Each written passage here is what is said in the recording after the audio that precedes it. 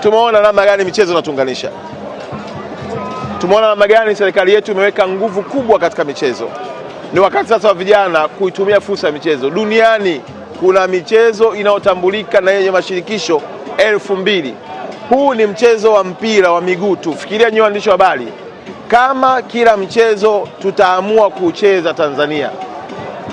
Wewe mwandishi wa habari unayekava story ya mpira wa miguu, atakuwepo mwingine anakava riadha, atakuwepo mwingine anakava basketi, atakuwepo mwingine anakava uogeleaji. Maana yake tutajikuta si tu ajira ya wachezaji, lakini tutatengeneza mnyororo wa ajira nyingi zaidi, ikiwemo na mahoteli yetu kupata wateja, wakiwepo watu wa usafiri bodaboda kupata abiria, wakiwepo watu wa migahawa kupata wateja. Kwa hiyo ni mnyororo mkubwa sana utengenezaji wa ajira ambao uko ndani ya wizara yetu. Ahadi yetu kwetu sisi moja tu, tutafanya kadiri ya uwezo wetu kutimiza maelekezo ya viongozi wetu na kubeba ndoto za watoto wa Kitanzania kuzipeleka duniani.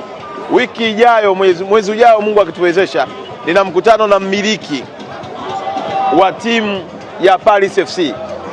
Mmiliki wa timu ya Paris FC kule Ufaransa ni kama Simba na Yanga, na amenialika tarehe 8 nitakwenda kukutana naye pale Ufaransa kujadiliana namna gani ambavyo timu zetu za Tanzania tutapata fursa ya kuzitoa kuzipeleka nje. Hakuna sifahamu katika bara letu la Afrika ya kwamba mpira umekuwa kwa kiwango kikubwa kwa mchango wa Ufaransa. Yaani uende uiongelee Senegal, huwezi kuongelea wachezaji bila kuitaja Ufaransa. Mali huwezi kuongelea wachezaji bila Ufaransa. Ukienda kokote kule, hata Morocco yenyewe, ukienda hata Kongo yenyewe, huwezi kuongelea mpira wa miguu bila kutaja nchi ya Ufaransa. Na sisi kama taifa la Tanzania tumeamua kujiingiza katika mikono ya Ufaransa, kuona namna gani tutashirikiana vipaji vinavyopatikana hapa Yamri, Ndondo Cup, kote kwenye mashindano mbalimbali ya nchi yetu, na wale walioko under 15, under 20, under 17 tuwapeleke huko duniani kuhakikisha kwamba taifa letu, na wewe ukiangalia kwa mfano kama ziko nchi hapa Afrika wana uwezo wa kutengeneza timu za taifa sio chini ya 50. Tunataka na sisi ifike hatua tuwe na timu za taifa sio chini ya 50.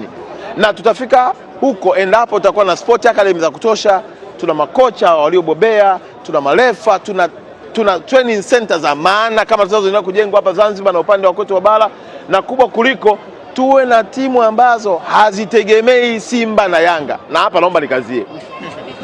Yaani sio timu mchezaji mpaka asajiliwe Simba na Yanga ndio aonekane bora. Tunataka ifike hatua wachezaji wetu waweze kutoka hapa Zanzibar, watoke Pemba, watoke Unguja, watoke Mwanza, watoke Arusha, watoke Mbeya, watoke Mtwara, watoke Kigoma, Geita, wanasajiliwa kwenye vilabu vikubwa kwa duniani. Wakitoka kwenye timu ya taifa, tuna timu au tuna vijana zaidi ya 200, 400, 500 walioko duniani wanakuja kuchezea timu yao ya taifa, kuitetea bendera ya nchi yao, kuonyesha uhuru wa taifa letu, na zaidi ya yote amani, upendo na ushikamano tuliokuwa nao.